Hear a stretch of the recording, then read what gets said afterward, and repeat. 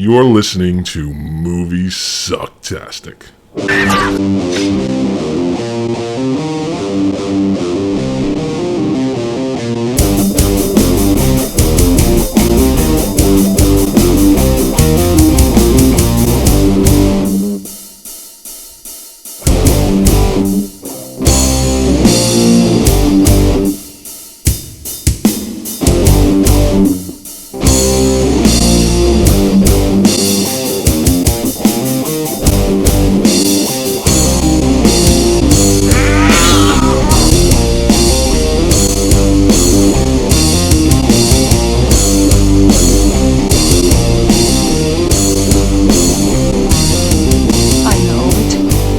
It all sounds like some bad movie.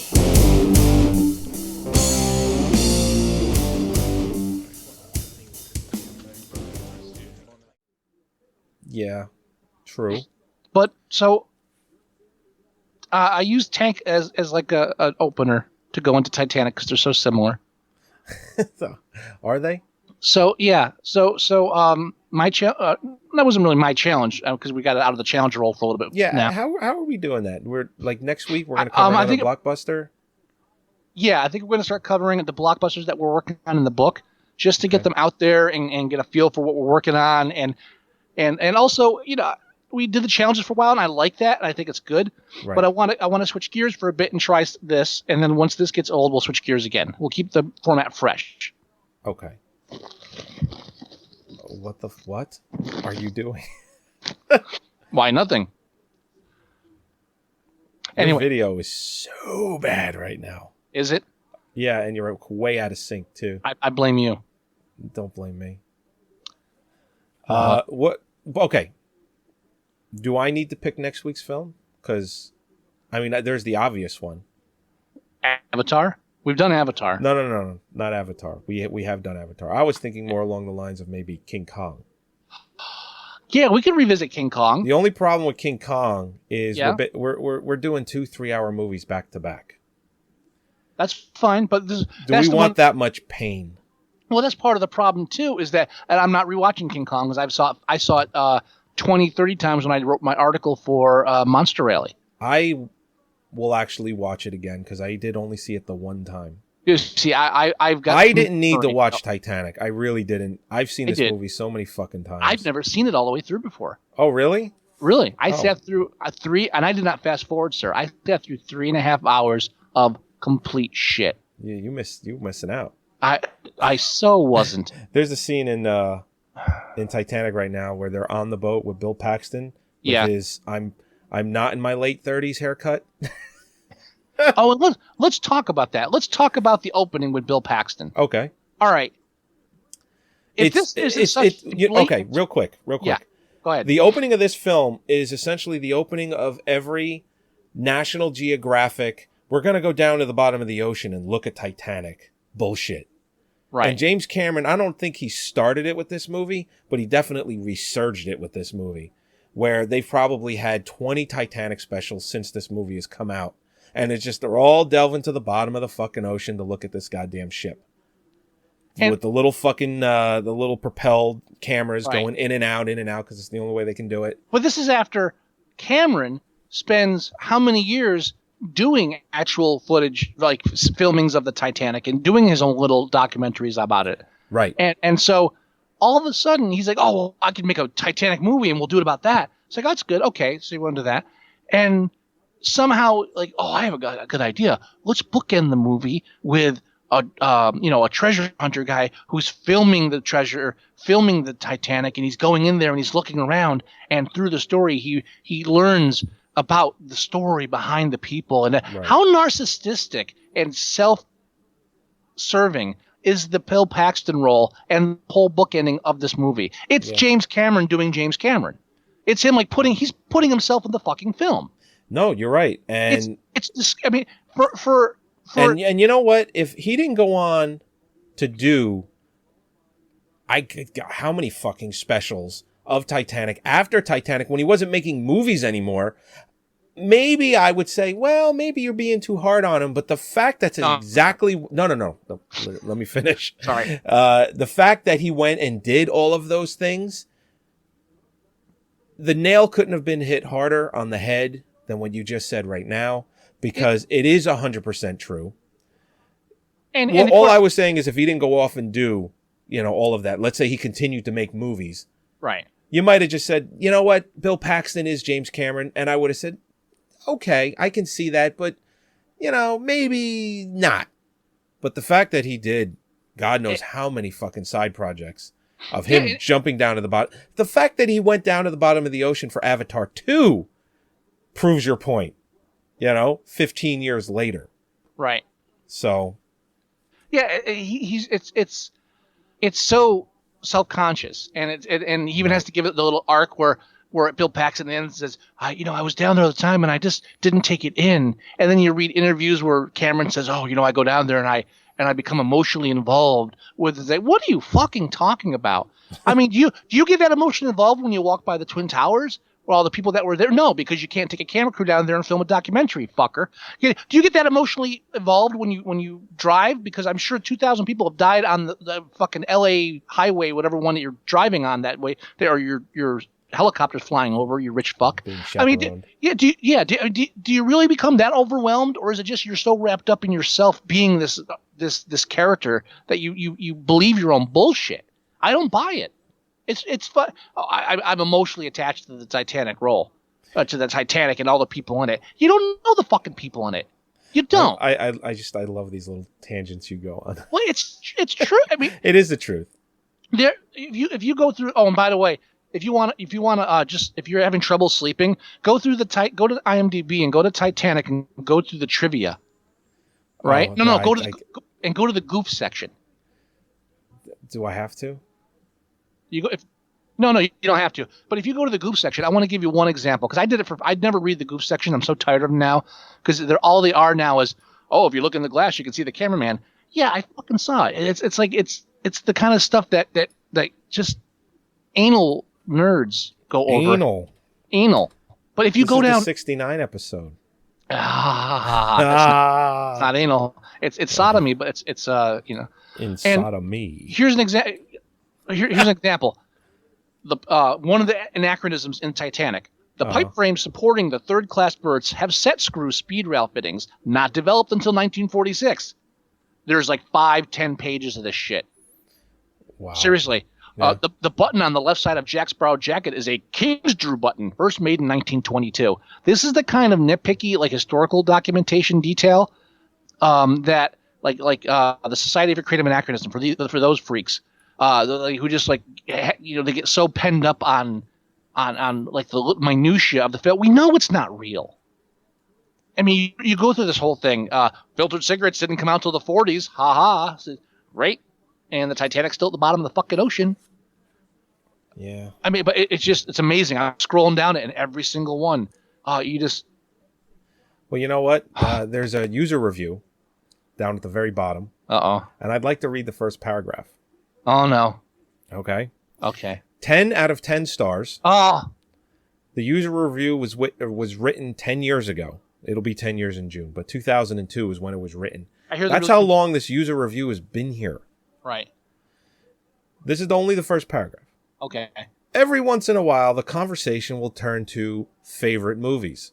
I'll mention Titanic, and at least a couple of people will snicker. I pay them no mind because I know that 5 years ago, these same people were moved to tears by the very movie. And they're too embarrassed now to admit it. I don't fucking think so. I think if you saw the film, whether it came out in 1997 or last year or even last night, you know for a fact if you like this fucking film or not. Now, I went and saw it in 1997 by myself. I was single at the time. I was actually attempting to court this woman who loved this movie. Oh, I went to go see it 3 times. So I said to myself, maybe you should go see this movie so you have something to talk to about when you go out on your next, date or just hang out or whatever it was we were doing. So I went to go see it and I immediately hated it. Immediately. I did not think it was a bad film. I thought it was filmed very well. It just never stood out as just a masterpiece, as so many people put it. Well, Later on, maybe a week later, I went to go see Dark City and was fucking blown away. right. And people will make the argument that the complete opposite. Titanic, masterpiece, filmmaking was spectacular, this spectacle. And Dark City got pretty much shit on until years later when people truly realized that how good a film it was. Now, and let's talk about the scope of the film. It's a huge budget. Went over budget. $200 million. He had to give up like his points on the gross or whatever because his director's fee too, because they were so nervous about it. It's like, look here, I'm giving up the money. See, that's how important this film is. Vastly over budget. Of course, it made it back 10 times with how stupendous it was. Worldwide, special effects for the time period. Billion. Yeah, for the time period, CGI, amazing. Special effects were great. They actually went back and redid the breath on all of the scenes at the end where they're in the freezing water, which is completely noticeable. Oh yeah, well, seeing it in 1997 when it came out, yeah, it was like video game breath. That's how it looked, but it was in 1997. I mean, what were they going to do? Mm-hmm. They actually went back years later, and things like that I don't mind. I do. When they go back and they fix little things like that, I don't mind those things because it's a fucking snapshot. Leave the snapshot alone. Take another fucking snapshot. You don't go back and touch up like vacation photos. Well, if you do, you're psychotic. Wow. But yes, I'm saying. Well, why wouldn't you? That's a really bad example. No, it's a perfect example. That's what it's art. It's film. You make the movie. That's the movie. You don't keep changing it. You move on. If you take a vacation photo and there's something wrong with it, you fix it. No, you don't. You just leave it. There's a smudge in the corner, a little black spot. You fix it. You don't. That's a memory. You do. Don't argue. Don't start arguing. You don't. On this part. Well, listen. Don't you have the original picture, but the digital one, you son of a bitch. All right. So what I'm going to say is, what I'm saying is, as far as the scope of the film, right? Big money, very well done, well directed. Okay, like it or not, it's a pretty movie. Oh yeah. I'm looking at, just glancing through the trivia list to see if there's any little nuggets I can pull out here and there. In 2007, the AFI, the American Film Institute, ranked this one of the 83 of the top greatest movies of all time. 83. That came in at number 83? Yes. Why is it even on the fucking list? Greatest movies of all time? Well, greatest movie? Now, what makes a great movie? Is it because it's pretty? Why is Citizen Kane? Hang on. Why is Citizen Kane considered a great film? Is it just because it looked good? No, it's because it was innovative. Titanic was time, yeah. Titanic was innovative in the sense they had the best technology. I wouldn't say it's innovative because they used like new techniques, and the storytelling was unique. Right. There's nothing unique about the storytelling in Titanic, and that's where the film is painful, and that's where it comes apart, and that's where I'm going to focus my attention on. But that irritated me, and I'm seeing June 2008 ranked number 6 on American Film Institute's list of 10 greatest films in the genre epic. And what constitutes epic? The fact that it's long. In fact, it's big budget. That's it. You can't make a 2-hour epic.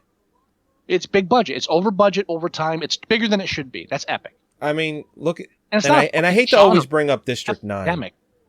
I hate to always bring up District 9. But I truly believe that film, in a lot of ways, looked better than Avatar. It did. It looked 10 times better than Avatar because it was real.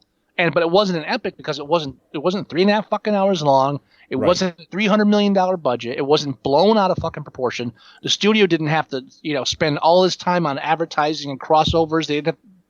But if it cost 150 or 200 million, and it was an hour and 40 minutes, okay, then it's an epic, right?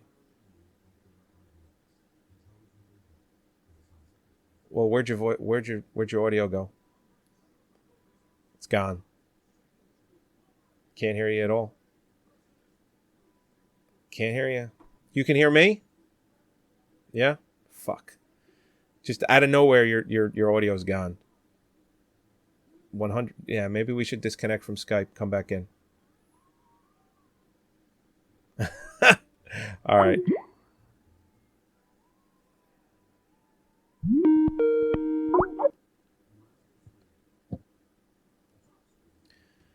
Are Can you there? hear me? I can hear you.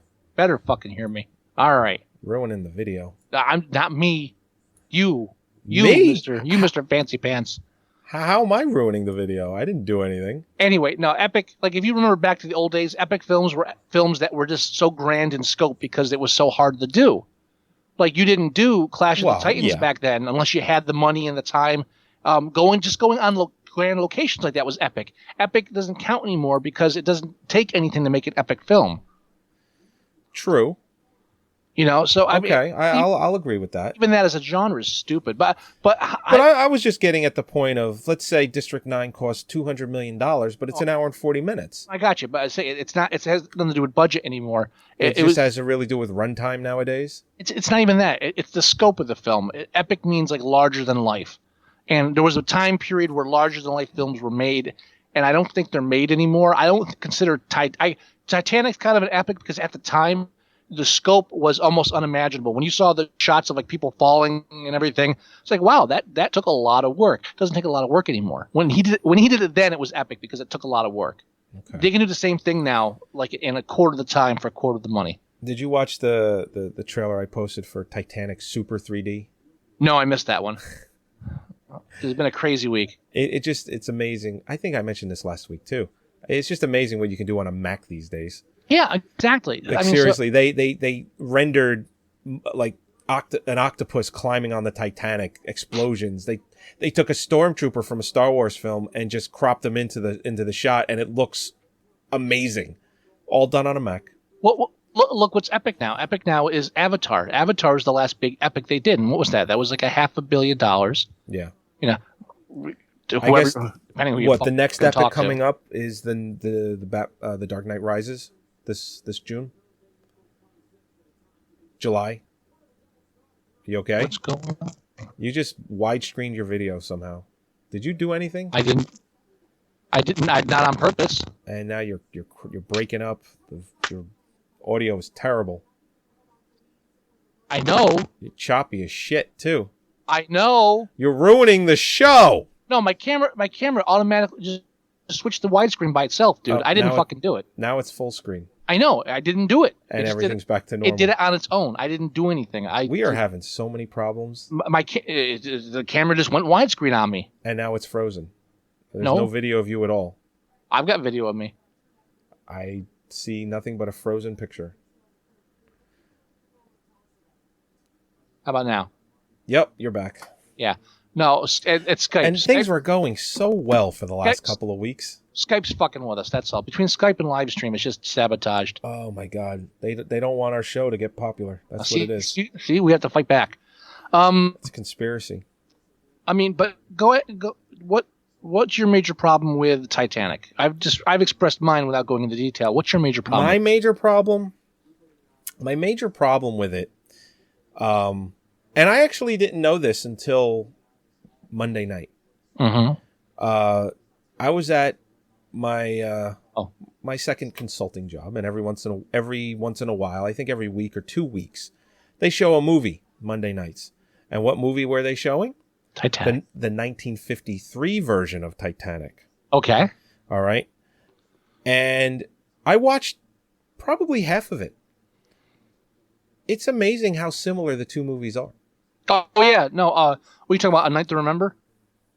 No, I'm talking about the 1953. Okay. The 1953 version of the same name, Titanic. It has been pointed out that if you go to A Night... And the problem, too... And then A Night to Remember as well. Yes. They point out that a lot of the stuff is reused in it.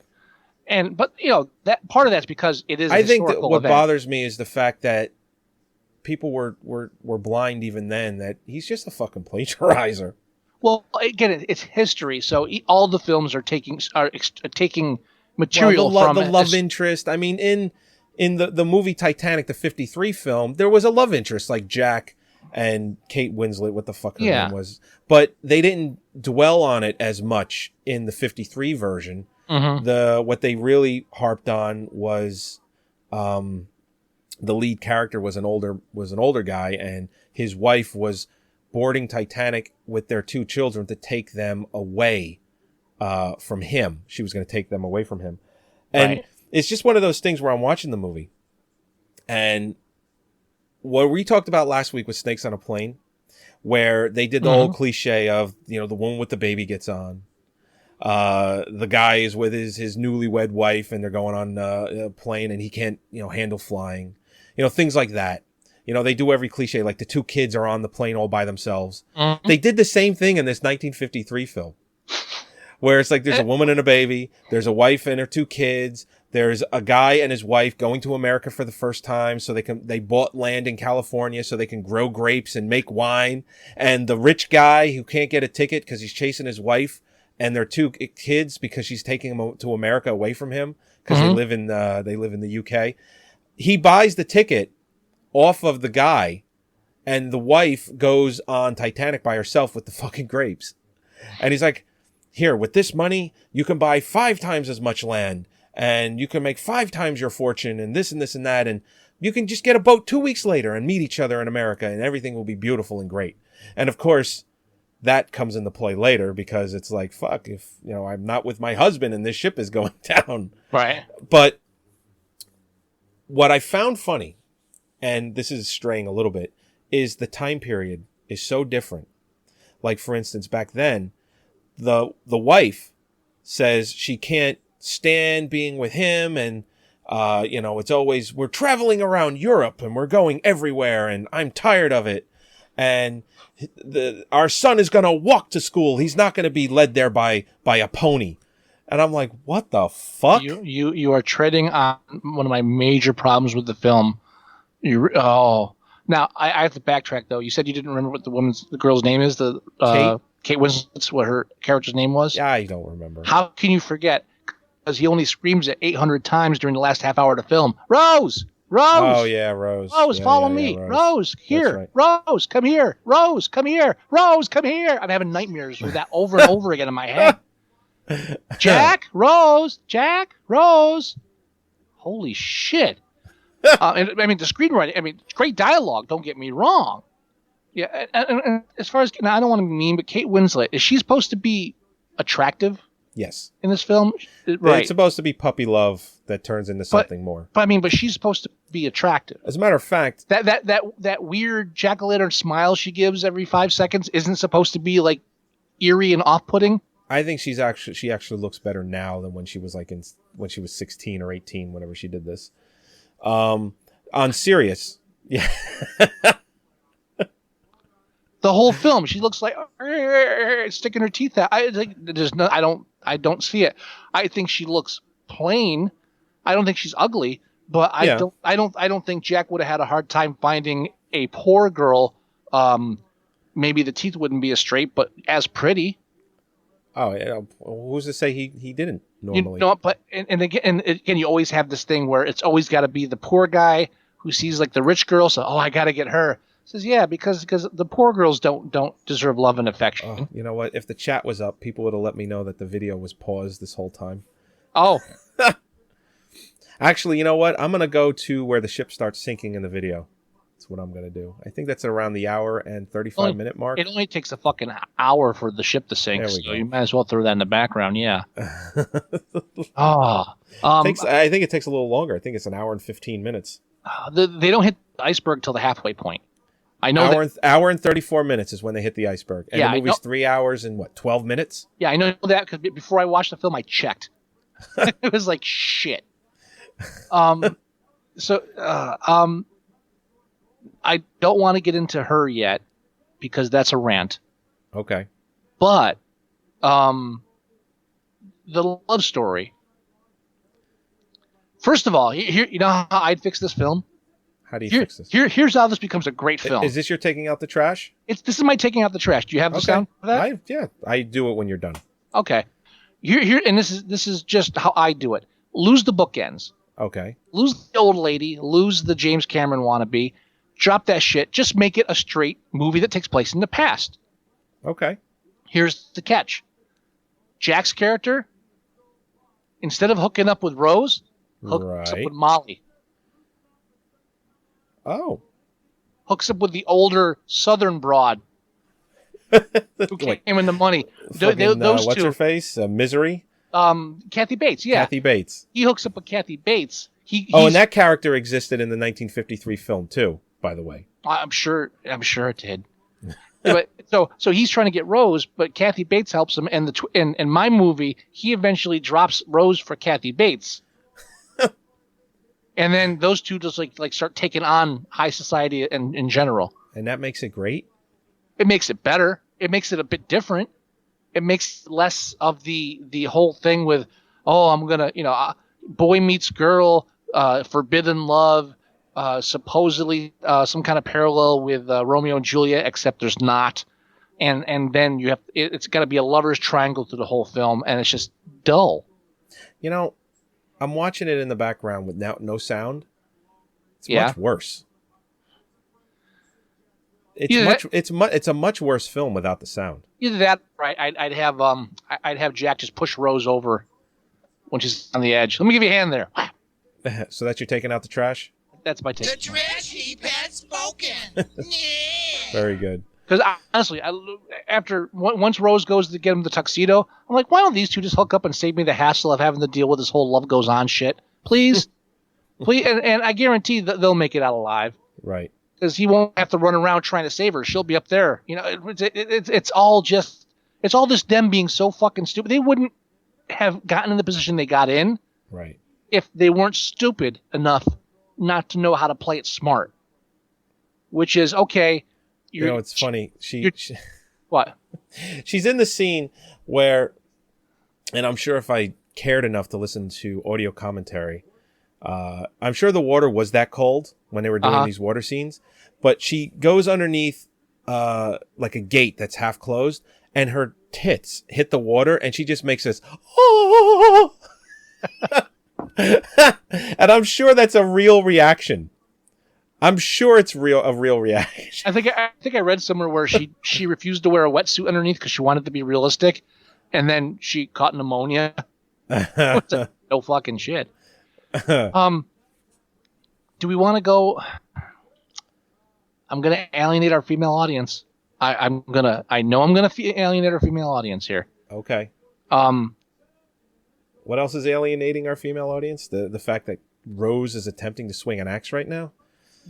She swings it like such a girl.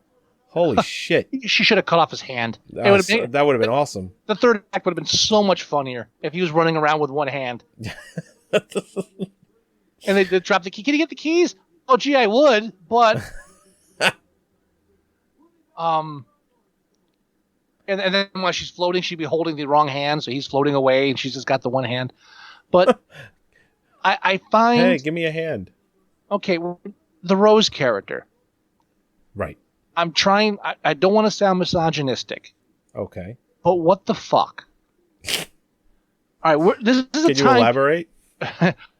She is a redhead. I have a weakness for redheads. Jack-o'-lantern face and all. Okay. I don't know why, I do. She's in a time period where this is a time period where women's literature really came into its own, and it may sound like it's a side subject, but it's not. Okay. And women weren't allowed to write. Women weren't allowed to have their own ideas at the time. When you look at that time period, the women's literature that really came out and started advancing women's literature and women's freedom and women's lib and all that stuff happened because there were rich women with wealth and power who were able to and the wealth and power afforded them an ability that was not afforded to your average woman. Right. There's the scene where she starts telling the mother, I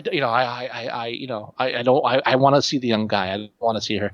And the mother's telling her, you want to become a seamstress? You want us to lose everything? And it really sounds shallow at first. Do you want to be poor? And you're supposed to hate her because she's valuing money over her daughter.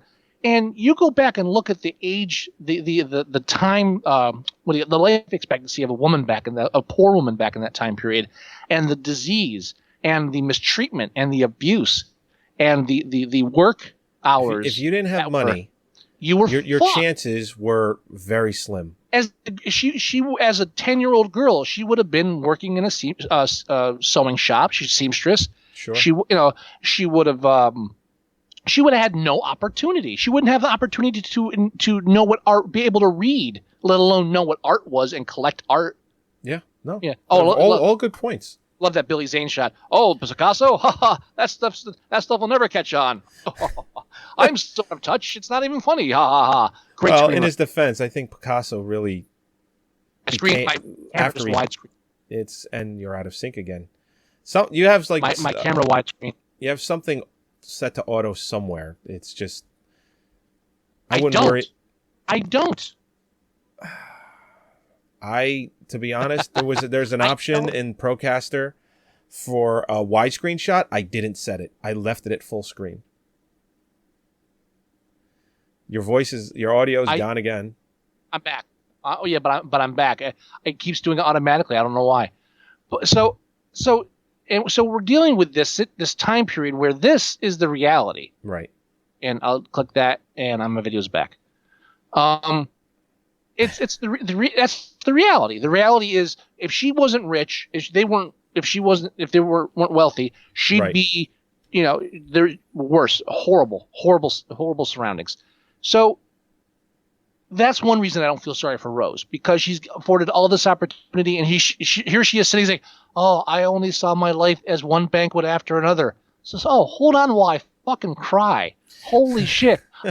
There's a woman somewhere else sitting and saying, "All I saw in my life was 10 more years of working 12-hour days in a seamstress shop and then dying on the floor in a fire because they chained the doors because well, yeah. So, or it's like get fucking polio, or I ended up with sepsis, or forced in the prostitution. Chickenpox killed people. Then yeah, you know.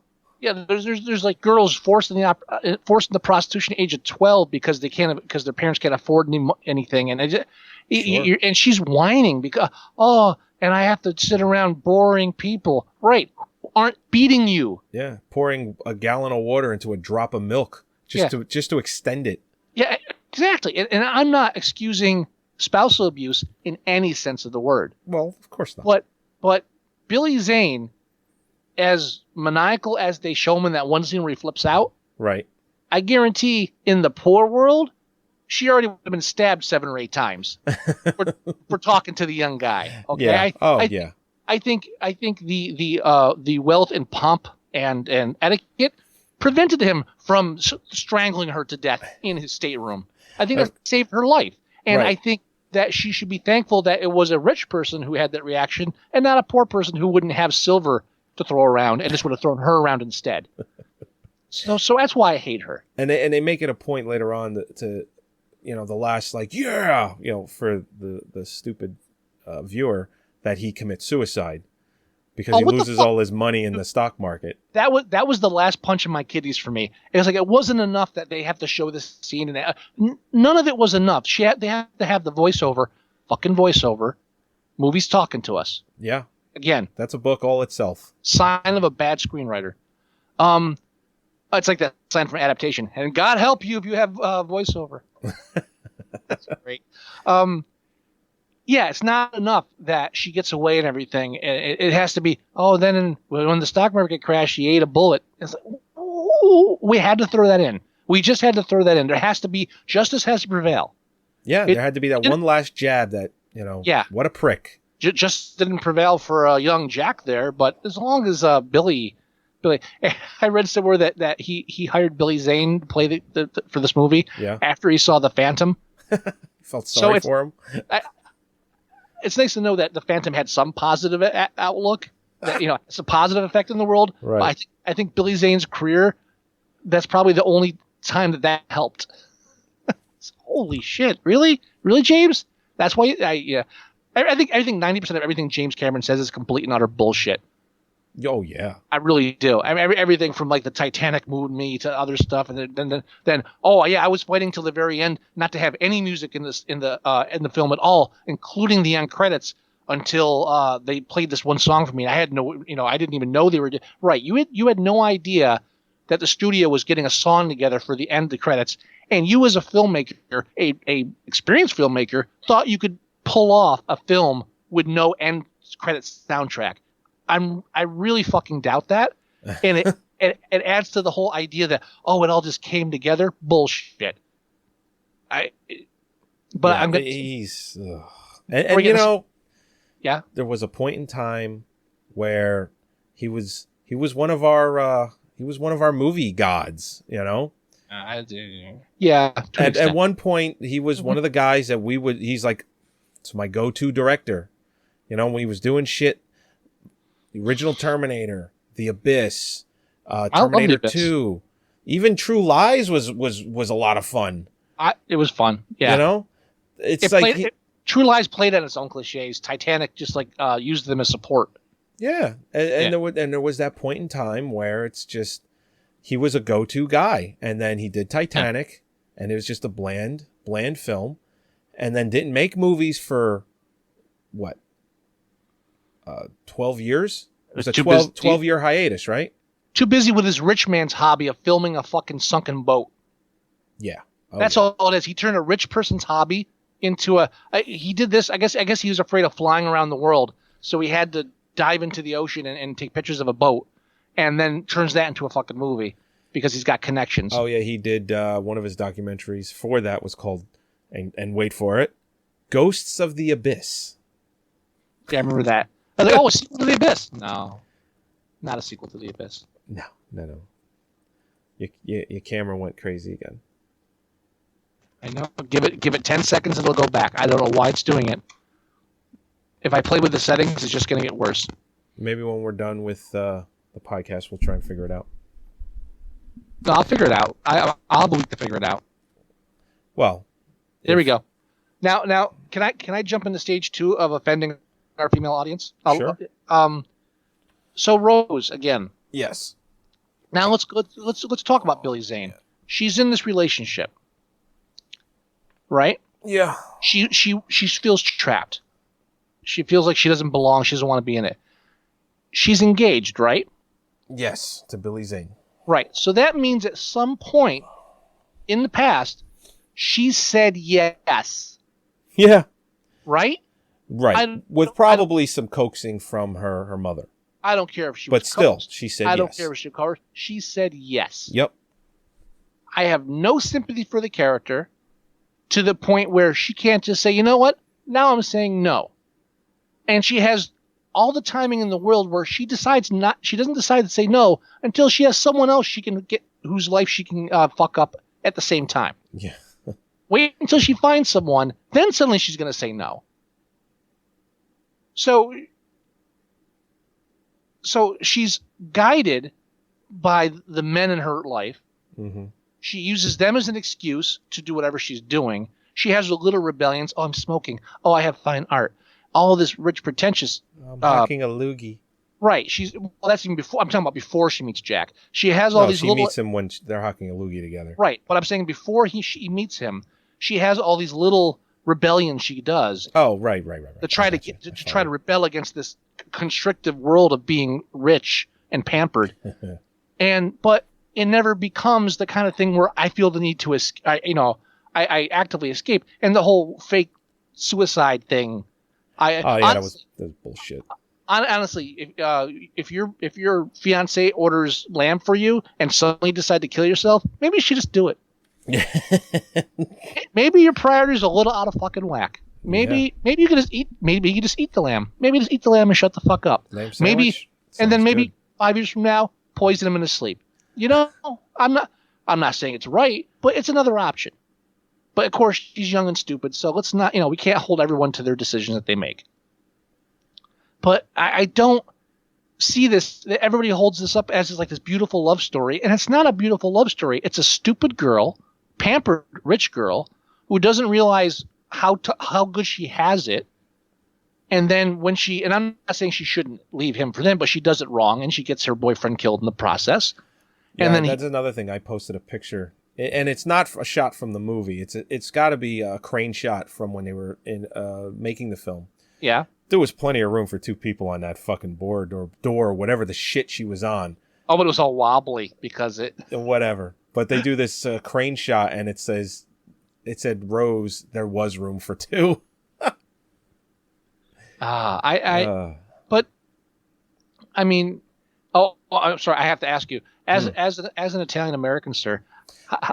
Hey, I'm going to America. Could be the worst Italian accent I might have ever seen on film, unless it was purposefully making fun of Italian Americans, or in this case, he was just Italian. He was not living in America, so. But What's the it's actor's name? I don't know the actor's name. It doesn't matter. I thought of you immediately. I was like, Joey must be loving this character. And of course, Jack, they Jack. Hey, Jack, what are you talking about? Let's go get us some pizza and maybe a little mozzarella and some roasted red peppers. I'm going to America. Fuck you. Holy fuck. You know, whenever I have family functions or even just see my father, nothing like that. Well, obviously. And both my parents were right off the boat. The boat. I was still thinking of you every time he showed up. You know, what it made me think of more was Loverboy. Loverboy, I love you. I mean, at least that's a comedy, though. Yeah, and of course they use the racial stereotype as not racial, but you know, the national stereotype as a form of comic relief because Italians are so funny. Yeah, disgrazie. Oh, jeez, are you fucking kidding me? I mean, and you're talking to somebody who doesn't who's not a fan of rich people in a broad sense of the word, not right. No, I understand. Or in a narrow sense, actually, not in a broad sense. But in the film, literally every rich person that you meet is completely fucking useless. Oh yeah. I said, really? Are all rich people? Now I know it's fun for us in the class warfare thing to show all the poor people as people full of life and rich and varied and having this, like, you know, powerful existence and living life to the fullest and enjoying themselves, and then showing rich people as being pompous and cold and dead inside. I get that. It's fun. We like that. But as far as one of the greatest films ever made, number 84, greatest films ever made, the characters are so cardboard and they all should have floated when they left, because they're also cardboard and stock footage, stock characters. Every single rich person we meet is out of touch, has no sense of logic, has no sense of their surroundings, and is completely, like, stupid. Oh yeah. And I really find it hard to believe that every single rich person is like that, except the young girl that's cheating on her husband to be, and the southern new wealth socialite that's hitching along for the ride because she wants to feel like she's part of everybody.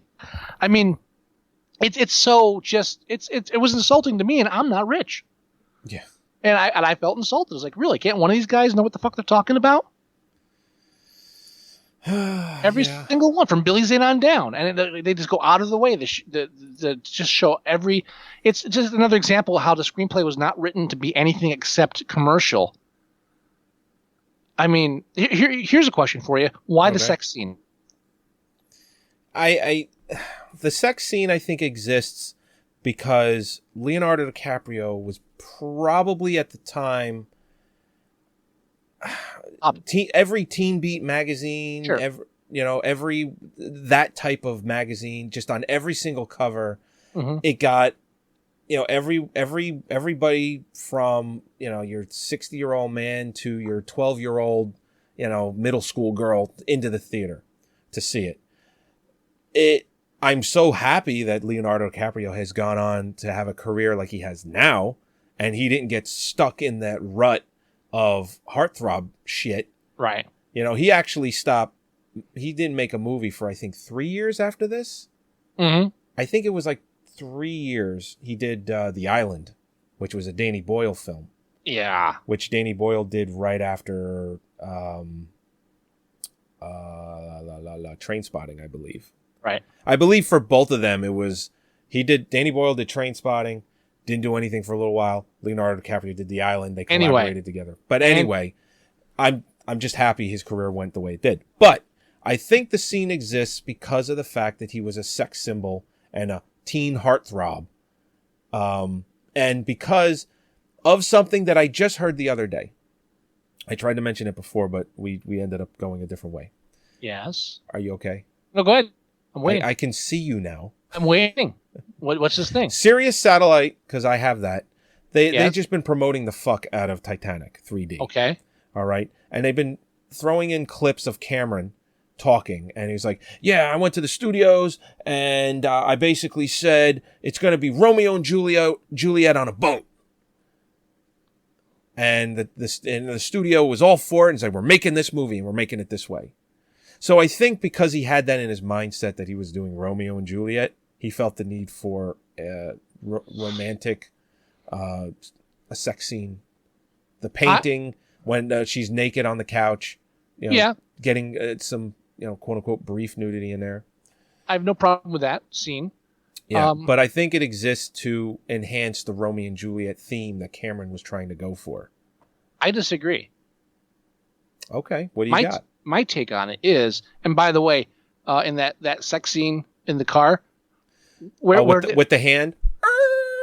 Yeah. Besides the fact that I was waiting for one of them to come out covered in blood after that hand sequence, where did they get the blanket? All of a sudden, they're covered in a blanket. Oh, it could have been in the car. Could have been, but come on, really? Here's my problem. Is that? Wait, hold on. You're nitpicking that? No, I'm just. It's an aside. Here's my main problem. Fine. Here's my problem with it. I just think that's funny. I don't think it's a major flaw. I really have a strong feeling because honestly, there's no reason. They only know each other for 2 days. There's no reason to consummate this love story. Right. It's actually more powerful if you don't, in certain ways. No, I do agree with that. I guarantee. Because it would be like the love that never happened. Right. My feeling is that sex sequence is only in there because the broad audience that they're trying to aim for with this movie, because you hit $200 million in your budget, you don't give a fuck about art. It's about getting the audience in the theaters. Yeah. American audiences would not accept this romance if it was not consummated. I strongly feel that the feeling was, if it's a love story, they've got to do it, and let's just put a car on the boat and then again they have sex in the back of a car in a boat. I get it that it's kind of funny. I also get it that's a long walk for a short drive and really has no real purpose in the film other than be a joke of itself. Right. But I honestly feel that scene is in there because American audiences would not go for it. American audiences would not buy this love story if the sex wasn't involved. It has to be, watered down, homogenous sex. I can agree with that somewhat.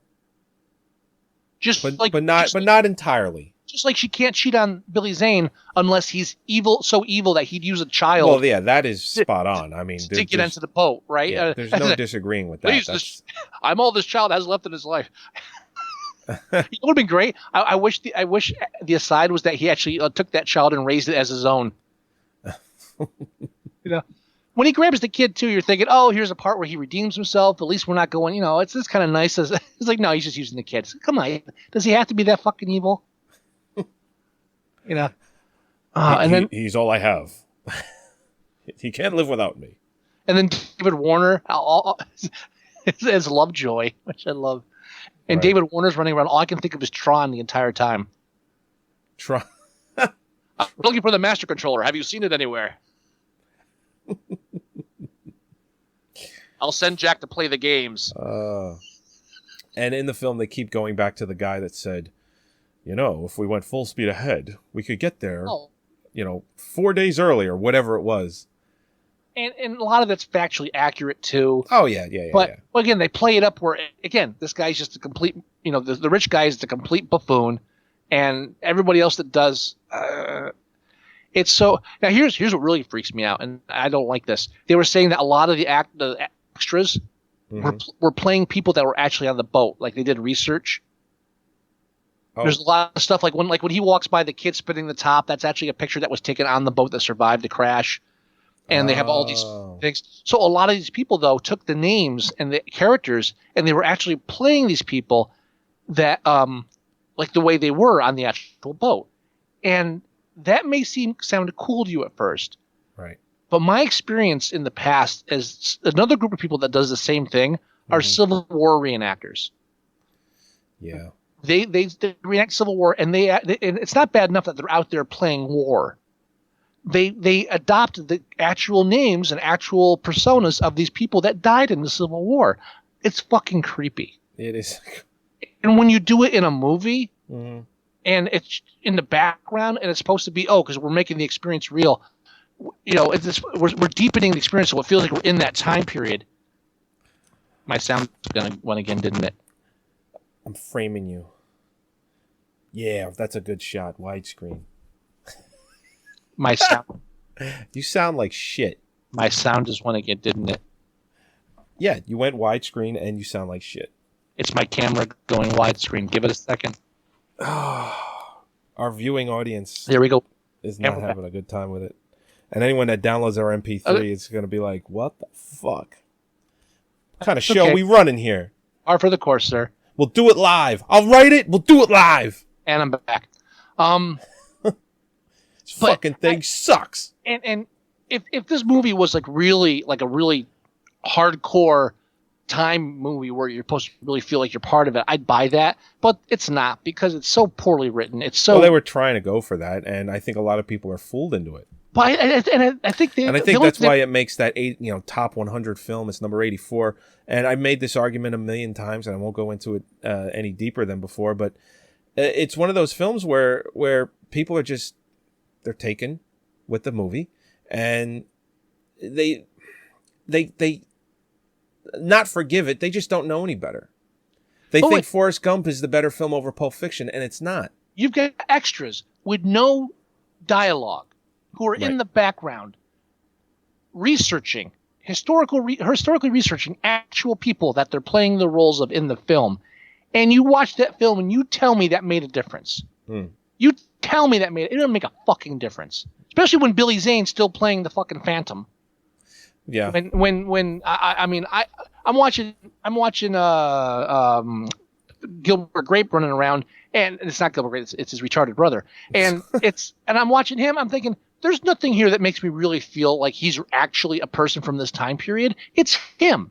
Right. It's him. It's Leonardo DiCaprio. There's no suspension of disbelief here. I know it's him. I know this is Kate Winslet with the weird fucking smile. I know it's David Warner from Tron. You're not getting past that. And that's where they go over budget. He's spending all this money on, they have people. And of course, and there's a scene where the ship is going down, like the top part. Ship goes down. I missed that part. Yeah, it's going down, and they're the last two that go completely underwater. Like when they do that shot, it's coming down. Yeah, and they're like at the very, very. What's the front of the boat called? The bow. Yeah, sure. I think it's called the bow. Well, anyway, they're coming down, and it's the last shot, and they're the last two people to go down with the boat, and it's just like this shot where it's like, oh, they're going down. And of course, he makes it a point. Why do they got to be the last ones? Because he's trying to create tension with that. Right. You know? And an experienced film goer knows what he's trying to do, and it doesn't work. Okay. Here's something I saw that I thought was funny. Okay. Is that apparently James Cameron gives Kate Winslet the credit for coming up with the line, Jack, this is where we first met. Oh, God. And good for him, because it's a horrible fucking line. It is bad. It's so first-year filmmaking. The fact that they're there, we know that. The fact that you have to say it, and that she has, in all this chaos, she's going to notice that, is so ham-fisted. You know what?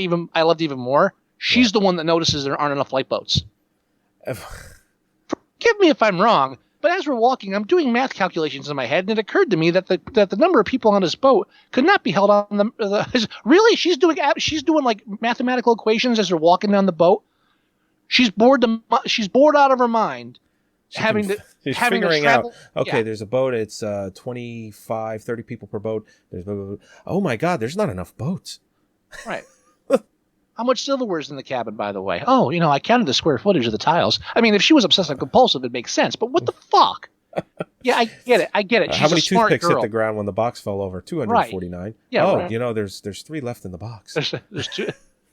Or actually, I think it was like 241. There's 9 left in the box. Well, let's not get nitpicky on that. But yeah, whatever. I'm not going to call you on that one. Okay. But we have to throw that in. Yeah.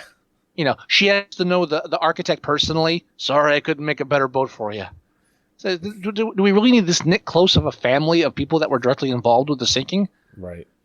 I mean, and they miss a grand opportunity as well with a lot of it, that you could have really had anything happen on this boat. So many people died. Mm-hmm. I mean, I forget how many people survived. It was in like a couple hundred, 300, Something like that. Yeah. So some people died. You could have had some really fucked up shit going on in this boat that no one would ever find out about. Oh yeah. Whole sections of this boat disappeared. You could have had like wacky shit. You could have had like spy stuff going on. I'm not saying they should have gone spy stuff, but you could have had. No, I know what you mean. Stuff that will never ever be disclosed because there's nothing left. Right, and what you pick is this lame love story, Romeo and Juliet. Yeah, Shakespeare wannabe love story. That's completely just.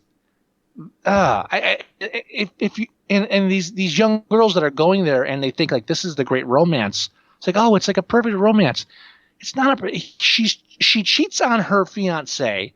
She's unwilling to talk to him about her feelings, apparently. Remember that scene where he comes in, open your heart to me.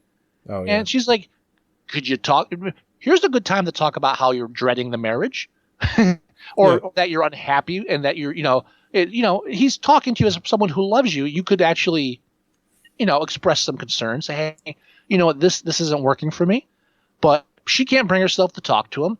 I mean, and yeah, you can say, oh, he throws a table later, so he's not going to listen. But that was an infidelity thing. Guys are a little funny about that. You could bring that up, but no, she finds it easier to run for the first guy that paints her nude, draws her nude. She runs around, she cheats on him, and then flaunts it. Walks in, holding his hand, flaunts it, walks in, and expects no repercussions. Right. This is a timeless love story. No, this is a fucking teenage brat who doesn't understand that other people around her are affected by her actions. And the women that are the young girls that were going to this, I'm really assuming that no adult women actually feel this way about the film. Please tell me not. They're seeing this film and falling for it 10 years later, saying, "Oh, it touched me and made me cry."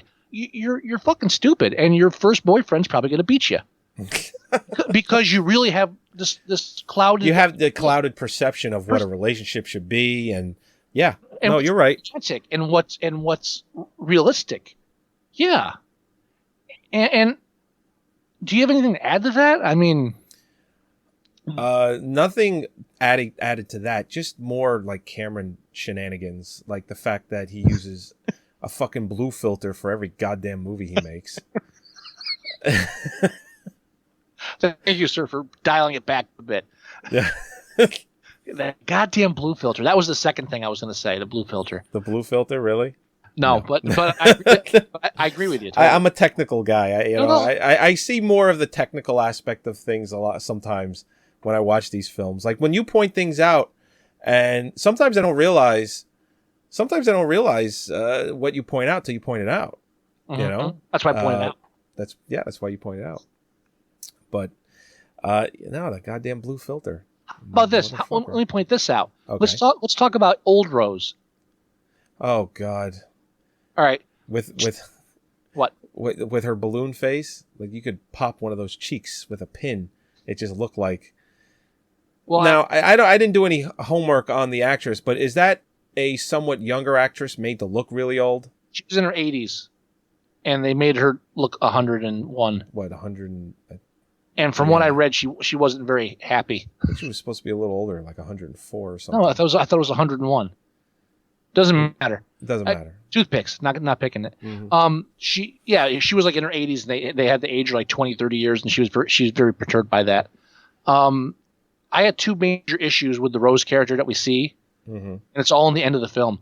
Now, remember when she brings all her memories with her? Oh, these pictures are all my memories, and I'm going to put all my memories. Right? And okay, and we know that this is just a reason to show them when she's dead at the end, right? Oh yeah. So sure. So she dies, and okay, oh gee, I didn't see this coming. We're going to pan through all the pictures. All the pictures are of her.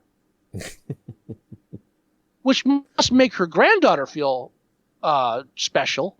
Right. It's here was me on a plane. Here was me on another boat. Here was me. This is the most important person in this fucking woman's life was herself, which is exactly how she acted on the boat.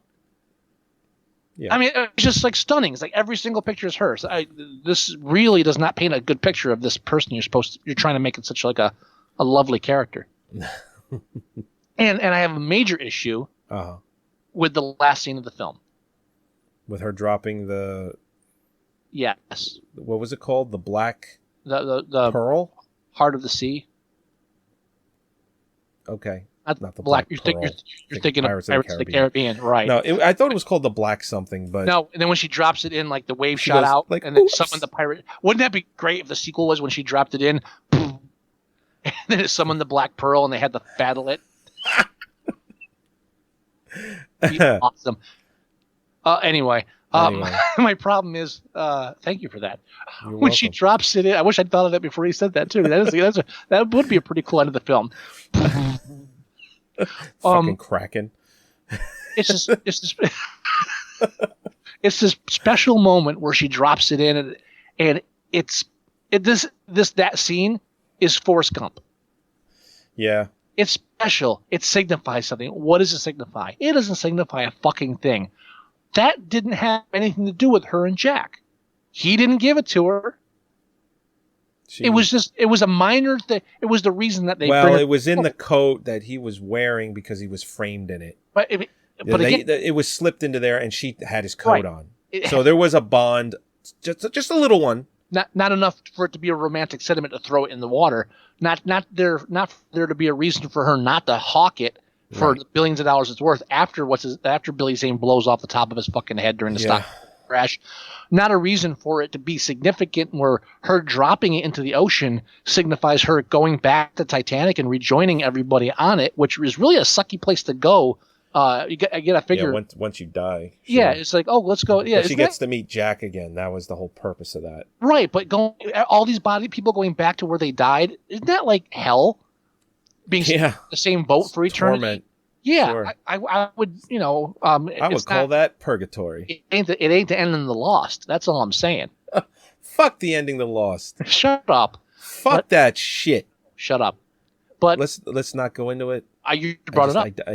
You brought it up. No, you said the ending of the Lost. And I said fuck the ending of the Lost. That's right. You brought it up. Now, Here's that blue filter again. Again, when they brought it, when she drops it in there, it doesn't mean anything. It means nothing. It means nothing. Except for the fact that the crew was looking for it.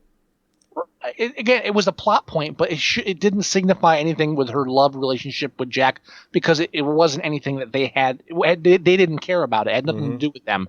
It was all about Billy Zane. Oh, poor Jack. He's dead. How come Billy Zane wasn't there? Was Billy Zane there applauding when she came back? Was Billy Zane what? On the boat at the end. I didn't freeze at the look. Was her Lovejoy on the boat? Was everything forgiven? Not between them. I mean, Billy Zane was on the boat. He made it to shore, obviously. Right. What are you talking about? At the end, when she goes to meet Jack again. That whole scene under the... Oh, was he in there like clapping his head? No, I don't believe so. Okay. Because he didn't die on the boat. So? Neither did she. She went back. She went back because... Yeah, don't give me that shit. You know what? I don't know why she went back. Well, you know what? In her 112-year-old pudding brain, that's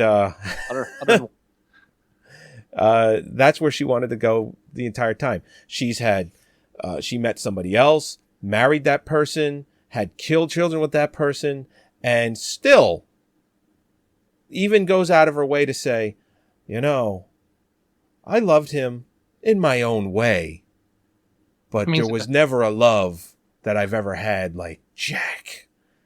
It's like, wow, you're talking about a fucking fling that you had for a day or 2 days just supersedes everything you've done your whole life. You know why the next 90 years, 80 years or whatever it was. You know why it was a perfect love that lasted forever?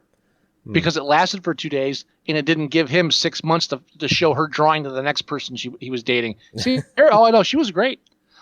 I mean, yeah, it's immortal because it was so fleeting because they didn't grow to hate each other. As all love decays. Yeah, they saw poor Jack just float to the bottom of the ocean. That's probably the best thing that could have happened to him. Yeah, poor Leo. Yeah. That Look at this face. She's this jack-o'-lantern face she's told making you, to she try was- and get this whistle. She couldn't have did that an hour ago. That guy was dead there an hour ago, Well, and Jack was probably still alive. but she was incoherent. Here's the deal. She didn't just want to get off that fucking What board. I want to say is that her throwing the heart of the ocean in the water is a metaphor for the movie. It is a grand gesture of pomp and circumstance. It is a grand gesture signifying absolutely nothing except gesture itself. This movie has no message except that it is the movie. There is no real love story except that there's these two people in love. There's nothing, no substance to it. There's no substance to the relationship. There's no substance to the film. There's no substance to the gesture of her throwing this vastly expensive necklace into the water instead of, I don't know, paying for her grandkids' college and mansions. Now, here's a little trivia for you. Some people might know this. I don't know if you do. But the granddaughter, or the great-great-great-granddaughter, James Cameron left Linda Hamilton for her. Really? Yeah. Wow. Yeah. I wonder why she was in the film. There you go. Yeah. Actually, I have a feeling that they met on this film, and that's when the torrid love affair began. You know what? When I first saw that granddaughter character, I honestly, my first reaction was, okay, this person's going to be in this film for about 10 minutes total. Who's the skinny bitch? Seriously. So this woman's granddaughter, of course, has to be like this like 20-pound heroin chic model. Really? Is this the fantasy world we're coming from now? And then, of course... no, James Cameron was fucking her. Thank you. Thank you. That's my point. No, that's why that happened. Right. Don't try and break it down any more than that. But you see what I'm saying? It's just another reason why the film sucks. Yeah. What I'm saying is that Leonardo DiCaprio should have been sketching Kathy Bates nude. Oh. That's the one I want to see. What, that's like the movie I want to see. Like About Schmidt? Like when she gets in that hot tub with Jack Nicholson? Yes, that's the movie I want to see. That's the one, huh? Yeah. Oh, I want to see Kathy Bates kill Lovejoy. I want to see Killjoy like having him handcuffed in there, and Kathy Bates just comes in and grabs the gun and just like shoves it in the back of his skull and pulls the trigger like 5 or 6 times. Bam, bam, bam, bam, bam. Let's get out of here, Jackie boy. How fucking awesome would that be? That would have been a movie, right? You don't fuck with a Southern lady. You really don't. That's my movie. That's my. That's the one. Okay. Yeah. And they're at the part where the voiceover, and when the stock market crashed, he ate a bullet, and she's got this face like, I hate him. My Jack is dead and he's alive. And he still tried to save her. I mean, give him that much. Sure. He did try to shoot her later, but that was when she betrayed him. Yes. So. Oh, yes. Agreed. You know what? And if she had stayed on the fucking boat, there would have been room for Jack on that door. True. The woman kills the guy every fucking time. It's just like in Life is Beautiful.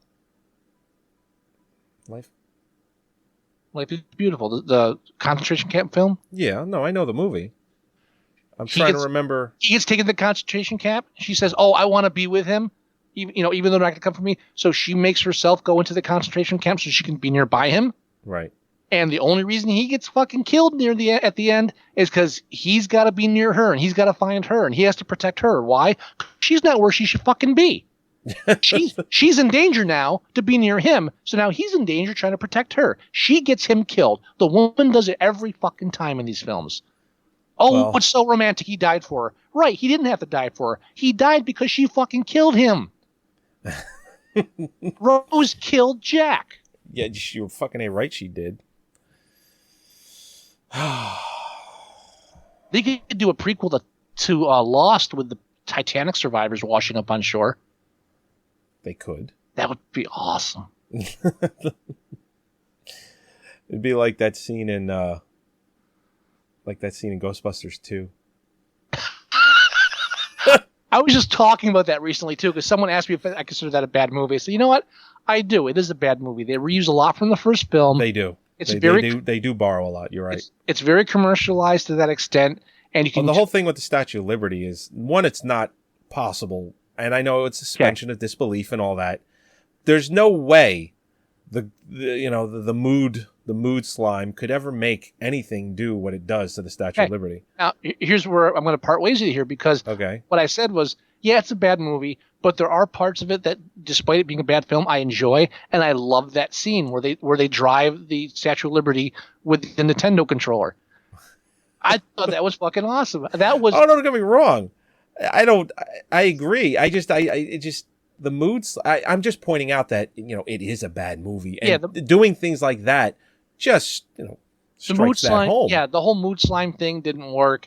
And it was like, and it was just the idea, like, okay, let's stick with the slime because the slime was popular instead of sticking with any other aspect of it. But it showed a little bit of creativity to do something that bizarre. I liked it, And then Beagle, here comes old Rose. It's like, oh, I still get my toes done. I want a scene that takes place after the credits where Bill Paxton sees her throw it over. Right. And so the granddaughter comes out and finds Bill Paxton like lifting her over his head like Darth Vader throwing like over the railing. What happened? And then when she drops, the face she makes when she drops it, like, oh. Yeah. Oh, the granddaughter sees it from the window, so he has to kill her too. The beginning of the film where her little bit of overacting comes into play. In the beginning of the film where she's doing flashbacks and she puts her hands over her mouth and she goes, yeah, it's just bad. Very, very bad. Oh, very the bad. first time we meet Rose, I don't think it's that special of a boat. Automatically stuck up rich bitch. Yeah, it's only the greatest achievement at that time. I could see why Leonardo fell instantly in love with her. Yeah. Okay. Yeah, it's getting to the shot where it's just every picture is of her. You know what? The popularity of Titanic. Here's me on a horse. The popularity of Titanic is a stunning example of why we have such a high teenage pregnancy rate. There's a lack of logic and reality with our young female audience, and this is why they're getting knocked up at 17, because they're watching this and thinking this is love. Jim Bob, he loves me. They're not old enough to realize that there is no such thing as love, and we all die sad and alone. Which doesn't make for as fun of a movie. I know. Sorry, I had to. Yeah, it's okay. It's quite all right. So I mean, but that's my major issue with Titanic, I think. Mm-hmm. All very good points. I think so too, especially the blue filter. I totally agree with that. Oh, fuck the blue filter, man. Hello, Miss Rose. Will you be joining us for dinner? And she walks into the main concourse of the ballroom. And then it's just panning through. Hey, there's everybody. And you know what? I'm looking for Billy Zane. Yeah, nowhere to be found. But you know who else is there? I'm going to America! Dude, and they killed him just like something out of Super Mario. The giant pipe hits him. Right. Whap! Super Mario. I'm surprised the last thing he didn't scream, Mamma Mia! Before that hit him. Now, call the body! How come the Swedes weren't talking like hurdy-beady, hurdy-verdy? If he's talking such... The Swedish chef should have been like running alongside him the way he was acting. But Jack, I'm Italian. He should have had been swinging like handfuls of spaghetti as he ran down the hallway.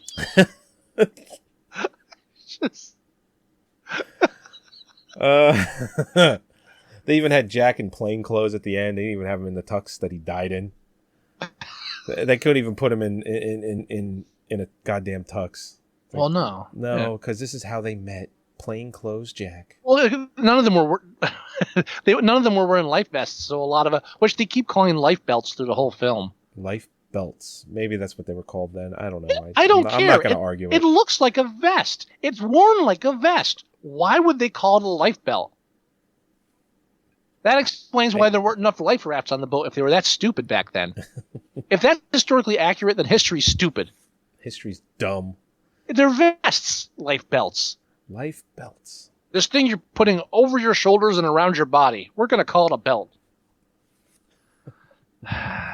And Picasso will never catch on. Never, ever. Yeah. Stupid flowers on water. Look at Billy Zane. The first thing out of his mouth. I got it. God himself couldn't sink this boat, I tell you. Why would you say that? Why would you say that unless you're setting yourself up for an ironic death? Yep. That's the only reason to say something like that. Yeah, no, right. I mean, and I know it's expected in films, but what if it's number 84 on the best films of all time, it wouldn't have that kind of line in it. True. I mean, that's my major gripe with Titanic. It's not that it's bad, and not that it made so much money and it's bad, but that it's still regarded for some reason by film people, film historians, critics, whoever, as a great movie. It's not a great movie. Well, it's not. We've been through this. I know, but I'm saying that's my major gripe with Titanic. I wouldn't hate it it's not like Avatar. I hate Avatar because people actually liked it. That irritates me. Titanic, and I don't think Avatar is going to be listed as one of the greatest films of all time. I don't think it's going to make that impact because it's a genre. I think enough people are getting it now. Yeah, and it's a genre film too. Genre films aren't going to get that much attention, but this pseudo romance bullshit dramedy historical thing, it gets, just because it's historical, is getting this kind of acclaim where they're listing it on right. It's in the top 100 best films of all time by the American Film Institute. Give you, like, Americans know anything about fucking film. Let's see what the British Film Institute has to say. I'll take their word on it. I guarantee it's not as high on their list, but it's regarded as a great film, and it's not. This is not a great film by anybody's standards, unless you're a film buff.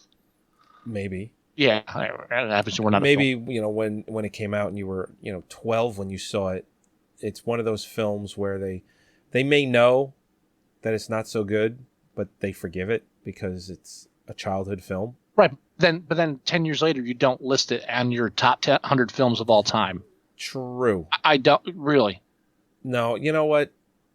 I think society as a whole is a little stupid. Oh, okay. I'll go with a little stupid. That's less harsh. I do.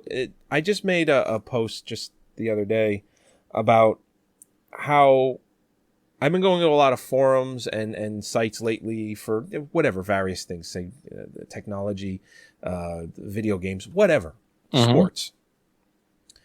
The amount of misspellings, punctuation, run-on sentences is staggering. One person even came out and said they typed a whole paragraph or two just about their thoughts of whatever, we'll say something in the networking world. And at the end of it, they actually had the gall to say, sorry about any of the misspellings, I just don't have time. Now, to me, that points out one of two things. One, they're not using Google Chrome because it's got a built-in spell check. One, that they possibly do know how to spell a lot of these words, but they're too fucking lazy to just proofread. Right. Or two, the more likely reason that they can't fucking spell, that they didn't pay attention in school, that they had a hard time taking tests, and they didn't have time nor wanted to spell check it. Well, Joey, we live in a society, we live in a world, not a world, because I think Europe is still way ahead of us. But anyway, we live in a society, mainly here in America. It's true. Europe is way ahead of us. That they've gone to the point of spell check everything. I don't need to know how to spell that. I'll spell check it. As a writer, I do that. So I don't know. No, I think it's important to spell check because there are things called typos. But, when you say, I'm going there, and you put THEIR instead of ERE, it's like, come on. Well, really? And then the then. I mean, it's just, come on. It's fucking remedial. You need to realize that we're in a communication age now where people that normally would never have to read or write on a daily basis do so now. And so these people who 10 years ago would never bother to write a letter or read a book or do anything like that are now using the English language on a keyboard daily, and they just can't be bothered to learn it because they never would have in the first place. So you have to expect that curve. I mean, the technology is simple enough now where dumb people can use it as easily as smart people could have 30 years ago. I don't know. It's all. I mean, I now just find, speaking of reading, I'm going to cut you off. I just find that it's a little too often. No, I agree. I'm not arguing at all. What time is it? What's our time on here? It's 10:43. We're minus the 15 minutes that we wasted to try and set everything up. We're realistically probably about an hour and 45, 50 minutes. Well, then I want to take some time to do The Terrible Game. You should have told me. I have music for that. Oh, you need to set that up? Yeah. All right, so let me sum up that on Titanic while you're doing that. All right. If you like Titanic, you're wrong. If you're a female listening to the show, it was nice to have you as a listener. I'm sorry that you're going to leave now. I apologize. That it has nothing to do with you. It's just the way that Hollywood and the entertainment industry as a whole has perverted what should be a representation of women in society and have turned it into this tripe. And if you bought into it, it's not totally your fault. But I'm sorry. Sorry. And after seeing the Twilight movies, and then now I have to go back and watch this, and now the Hunger Games isn't going to count because they're too young for it to be really kind of lovey-dovey. But these movies aren't good for you. Don't do it. Don't fall into that. If you're going to get romance from films, get it from stuff like Amelie. At least that's kind of cute and romantic. Yeah. Hey, Defending Your Life. That's my go-to romantic comedy. I don't know why. It just maybe it's okay. It's my favorite. I don't know. I think I'm fascinated with the possibility of that would be somewhere I would like to go there when I die. Get to review my life. And if I did a good job, I get to pass. If not, I get to go try it again. Well, I think that's a cool idea. It is, but there's no afterlife, so that kind of like. Shut up! Why you got to ruin it? I'm sorry. That was just me. I don't like thinking of things like that. I apologize.